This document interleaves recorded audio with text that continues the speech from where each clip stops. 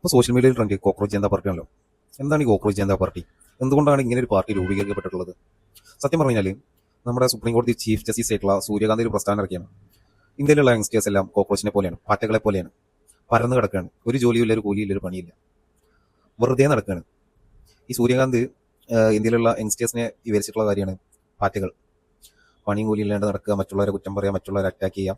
ആ രീതിയിലാണ് നമ്മുടെ യങ്സ്റ്റേഴ്സ് വളർന്നു പോകുന്ന രീതിയിൽ ഈ സൂര്യകാന്ത് ഒരു പ്രസ്താവന പറയുകയും അതിനെ തുടർന്നിട്ടാണ് ഈ കോക്രോച്ച് ജനതാ പാർട്ടി എന്ന ഒരു പാർട്ടി രൂപീകരിക്കപ്പെടുകയും ആ പാർട്ടിക്ക് പ്രതീക്ഷിക്കാത്ത രീതിയിലുള്ള സപ്പോർട്ട് കിട്ടുകയും ഇപ്പോൾ നമ്മുടെ നാട്ടിൽ ഭരിച്ചുകൊണ്ടിരിക്കുന്ന BJP പാർട്ടിയുടെ ഇൻസ്റ്റാഗ്രാം പേജിലുള്ള ഫോളോവേഴ്സിനേക്കാൾ കൂടുതൽ വണ്ണം അടുത്തങ്ങാണ്ട് ഫോളോവേഴ്സ് കൂടുതൽ ഇട്ടുകയും അത്തരത്തിലുള്ള സപ്പോർട്ട് ആ പാർട്ടിക്ക് ലഭിക്കുകയാണ് ചെയ്തിട്ടുള്ളത്. എന്തുകൊണ്ടാണ് ഇത്തരത്തിലുള്ള സപ്പോർട്ട് ലഭിക്കാൻ കാരണം? നമ്മുടെ നാട്ടിലുള്ള യങ്സ്റ്റേഴ്സിന് അൺഎംപ്ലോയ്മെന്റ് വർദ്ധിച്ചിരിക്കുകയാണ്, വുമൻസിന്റെ സെക്യൂരിറ്റി തീരെയില്ല. എവിടെ നോക്കിക്കഴിഞ്ഞാലും അറ്റാക്സ്, കാര്യങ്ങൾ, വർഗീയത കൊണ്ട് നമ്മുടെ നാട് നശിച്ചുകൊണ്ടിരിക്കുകയാണ്. ആ ഒരു സാഹചര്യത്തിലാണ് ഇങ്ങനെ ഒരു പ്രസ്താവന കൂടെ ഇറക്കുന്നത്. ആ പ്രസ്താവനയ്ക്ക് ശേഷം ഒരു CJP എന്ന കോക്രോച്ച് ജനതാ പാർട്ടി എന്ന ഒരു പാർട്ടി രൂപീകരിക്കപ്പെടുകയും വെറും 4 ദിവസം കൊണ്ട് ഏകദേശം 9 മില്യൺ അടുത്ത് ഫോളോവേഴ്സ് അവർക്ക് കിട്ടുകയും ചെയ്തിട്ടുണ്ട്. വെറും 4 ദിവസം കൊണ്ട്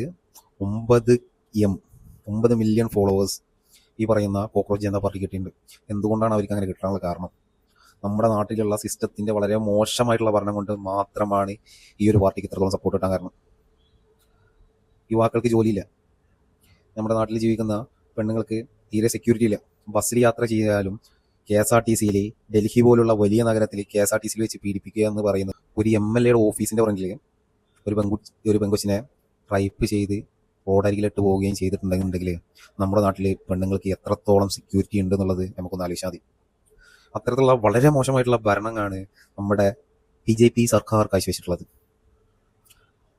വർഗീയത പറഞ്ഞ് നമ്മുടെ നാട്ടിലുള്ള ഏറ്റവും ജനസംഖ്യ കൂടിയുള്ളത് ഹിന്ദു സമുദായത്തിൽപ്പെട്ടുള്ള ആൾക്കാരാണ്. ഈ ഹിന്ദുക്കളുടെ പക്ഷം ചേർന്നിട്ട് പക്ഷം ചേരുമെന്ന് വെച്ച് കഴിഞ്ഞാൽ വളരെ നല്ല രീതിയിൽ വർഗീയത കുത്തി നിറച്ച് സ്കൂളുകളും കോളേജുകളും അടച്ചുപൂട്ടി പഠനവും കാര്യങ്ങളെല്ലാം മുടക്കിയിട്ട് വർഗീയത തലയിലേക്ക് കുത്തി നിറക്കുകയാണ് ചെയ്തിട്ടുള്ളത്. ആ രീതിയിൽ ചെയ്തിട്ട് വോട്ട് പിടിക്കുകയാണ് നമ്മുടെ BJP സർക്കാർ ചെയ്തിട്ടുള്ളത്. വളരെ നല്ല ബുദ്ധിയല്ലേ? പണ്ട് നമ്മുടെ നാട്ടിൽ ബ്രിട്ടീഷുകാരുടെ ഭരണകാലത്ത് ഈ ഒരു സംഭവം ഉണ്ടായിട്ടുണ്ടായിരുന്നു. അതായത് നമ്മുടെ ഒരു ഫ്രീഡം ഫൈറ്റേഴ്സിന്റെ സ്വാതന്ത്ര്യത്തിന് വേണ്ടിയിട്ട് നമ്മൾ പോരാടുമ്പോൾ ഈ ബ്രിട്ടീഷുകാർ ചെയ്യുന്ന മെയിനായിട്ടുള്ള കാര്യമുണ്ട്. ഈ വർഗീയത ഉണ്ടാക്കും. നമ്മുടെ നാട്ടിൽ കലഹങ്ങൾ ഉണ്ടാക്കും, അങ്ങോട്ടും ഇങ്ങോട്ടും കലഹങ്ങൾ ഉണ്ടാക്കും. ആ കലഹങ്ങളിൽ മുസ്ലിങ്ങളും ഹിന്ദുക്കളും താഴ്ന്ന ജാതിക്കാരും വലിയ ജാതിക്കാരും എല്ലാവരും അങ്ങോട്ടും ഇങ്ങോട്ടും അടിയാവും.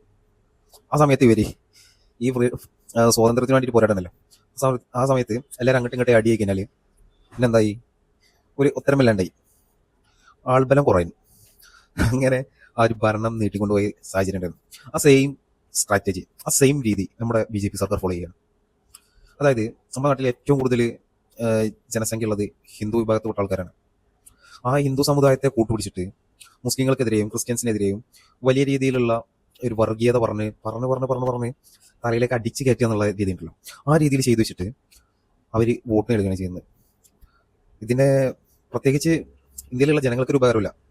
ഈ കോർപ്പറേറ്റ് മുതലാളികൾക്ക് വലിയ രീതിയിലുള്ള ഉപകാരങ്ങളുണ്ടാവും. കാരണം അവർ നല്ല പൈസ കൊടുക്കുന്നുണ്ടാവും, അവർക്ക് അതിനുള്ള കാര്യങ്ങൾ നമ്മുടെ ഗവൺമെന്റ് ചെയ്ത് കൊടുക്കുന്നുണ്ടാവും. അത് മാത്രമേ ഉള്ളൂ. ശരി പറഞ്ഞാൽ പാവപ്പെട്ട ജനങ്ങൾക്ക് ഒരു ഉപകാരവും ഇല്ല എന്ന് പറഞ്ഞാൽ ഒരു ഉപകാരമില്ല. പെൺകുട്ടികളുടെ സേഫ്റ്റി ഇല്ല, നമുക്ക് എംപ്ലോയ്മെന്റ് കിട്ടുന്നില്ല, അൺഎംപ്ലോയ്മെന്റ് ആയിട്ടുള്ള യങ്സ്റ്റേഴ്സ് കൂടുതലായിട്ട് വരുന്നത്, നമുക്ക് ആവശ്യമായിട്ടുള്ള സാധനങ്ങളുടെ വിലകൾ വർദ്ധിച്ചു വരുന്നത്, GDP താഴ്ന്നു പോകുന്നത്, ഡോളറിന്റെ മൂല്യം വരുന്നത്, ഇന്ത്യൻ റുപ്പിയുടെ വാല്യൂ കുറഞ്ഞു വരുന്നത്, അതുപോലെ തന്നെ ചൈനീസ് യുവാന്റെ വാല്യൂ കൂടി വരുന്നത്, സെയിം ഇന്ത്യയുടെ റുപ്പിയുടെ വാല്യൂ കുറഞ്ഞു വരുന്നത്, INR വാല്യൂ കുറഞ്ഞു വരുന്നത്. ഈ ഒരു സംഭവത്തിൽ അങ്ങനെ കൊണ്ടുവെക്കുക. പക്ഷേ നമ്മുടെ നാട്ടിലെ ജനങ്ങൾക്ക് ഇതൊന്നും ഒരു വിഷയമുള്ള കാര്യമില്ല.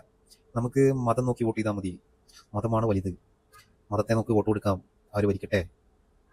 നമ്മുടെ മതത്തിന്റെ പേര് പറഞ്ഞിട്ടാണല്ലോ വോട്ട് ചെയ്യുന്നത്. നമ്മുടെ മതക്കാർക്ക് വോട്ട് കൊടുത്തു കഴിഞ്ഞാൽ അവരെന്തെങ്കിലുമൊക്കെ ചെയ്തു തരും. അവരൊരു തേങ്ങ നിങ്ങൾക്ക് ചെയ്തില്ല. നിങ്ങൾക്ക് നിണ്ടാൻ പോണത് പാവപ്പെട്ട ജനങ്ങളെല്ലാം ഈ BJPക്കും മറ്റ് ഇങ്ങനത്തെ വർഗീയത പറഞ്ഞിരിക്കുന്നത് ഏത് രാഷ്ട്രീയ പാർട്ടിക്കാണ് നിങ്ങൾ വോട്ട് ചെയ്യുന്നത്. അതുകൊണ്ട് നിങ്ങൾക്കൊരു ഉപകാരം ഉണ്ടാകാൻ പോകുന്നില്ല, അവർക്ക് നല്ല രീതിക്കുള്ള ഉപകാരം ഉണ്ടാവും. നല്ല രീതിയിലുള്ള ഉപകാരം ഉണ്ടാകുന്ന പറഞ്ഞാൽ ഇത് പൊളിറ്റിക്സാണ്. പൊളിറ്റിക്സിൽ പല രീതിയിലുള്ള കളികളുണ്ട്. വോട്ട് നേടാൻ വേണ്ടിയിട്ട് തന്തയവരെ മാറ്റി പറയും. അപ്പോൾ പൊളിറ്റിക്സിൽ ഇങ്ങനെ കുറേ കാര്യങ്ങൾ നടക്കുന്നുണ്ട്. നിങ്ങൾ വിചാരിക്കും നമ്മളെ മതക്കാരെ നോക്കി വോട്ട് കൊടുത്താൽ നമുക്ക് ഉപകാരം ഉണ്ടാകും, നമുക്ക് അങ്ങനെ ഉണ്ടാകും, ഇങ്ങനെ ഉണ്ടാവും. ഒരു തേങ്ങ നിങ്ങൾക്ക് ഉണ്ടാകാൻ പോകുന്നില്ല. നിങ്ങൾക്ക് ഉണ്ടാകാൻ പോകുന്നത് വെറും നഷ്ടം മാത്രമേ ഉള്ളൂ. നിങ്ങൾ അനുഭവിക്കാൻ പോകുന്നേ ഉള്ളൂ. നിങ്ങൾ ഈ മതവും രാഷ്ട്രീയവും കലർത്തിയിട്ട് നിങ്ങൾ വോട്ട് കൊടുക്കുന്നുണ്ടല്ലോ, നിങ്ങൾ ഇതിനൊക്കെ അനുഭവിക്കും. നിങ്ങൾ പണിയെടുക്കണം, നിങ്ങൾ ആ കാശ് വെച്ചിട്ട് നിങ്ങൾ സാധനങ്ങൾ മേടിക്കണം. ഈ സാധനങ്ങളുടെ വില കൂടുന്നതിനനുസരിച്ച് നിങ്ങളുടെ സാലറിയിൽ വലിയ മാറ്റങ്ങളൊന്നും വരാൻ പോകുന്നില്ല. സാലറി കുറവും സാധനങ്ങളുടെ വില കൂടുതലാണെന്നുണ്ടെങ്കിൽ പട്ടിണി കിടന്ന് ചാവേണ്ടി വരും, വേറെ ഒന്നും ഉണ്ടാകാൻ പോകുന്നില്ല. നിങ്ങളോടൊക്കെ ഒരു കാര്യം പറയാനുള്ളൂ, മതവർഗീയത പറഞ്ഞു നടക്കുന്ന ഒരു പാർട്ടിക്ക് നിങ്ങൾ വോട്ട് കൊടുക്കാതിരിക്കുക. നാട് നശിച്ചു പോകും, നിങ്ങളുടെ സേഫ്റ്റി ഇല്ലാണ്ടാവും. എല്ലാം നിങ്ങൾ ചെയ്തു വെക്കുന്ന കാര്യങ്ങളാണ്.